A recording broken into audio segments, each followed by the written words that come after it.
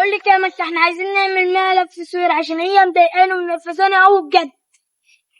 ماشي، بس انا معاك في المقلب بتاعك.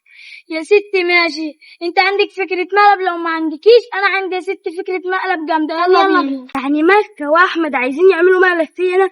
ماشي، انا هوريك يا احمد الكلب انت ومكة. استنوا عليا.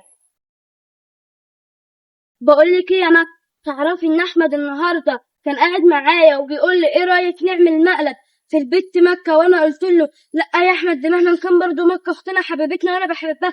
راح قال لي ايه؟ لا ده انا مش طايقاها، دي عيله منرفزه اصلا، انا عايزه اعمل فيها مقلب. رحت انا قلت له خلاص ماشي يا احمد انا موافقه، بس انا قلت له كده عشان اضحك عليه، عشان انا ما يهونش عليا اختي حبيبتي يتعمل فيها مقلب. وجيت اقول لك وانت بقى شوفي انت هتعملي معاها ايه. ماشي طب كده يا احمد، والله لا بضحك. ليه؟ هو قايل عني حاجه ولا ايه؟ لا روح انت بقى.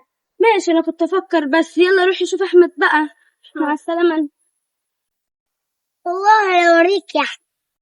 يا مكة وفرق كده ليه بقى؟ عايزين نعمل مقلب. بقول لك ايه يا احمد، تعرف ان مكة النهارده كانت قاعده معايا وقالت لي ان هي عايزه تعمل مقلب فيك؟ رحت بقول لها ليه يا مكة؟ ده احمد مهما كان اخونا وبنحبه برضه. راحت قالت لي ازاي؟ لا ده عيل مستفز اصلا وبارد وانا ما بحبهوش عشان دمه تقيل.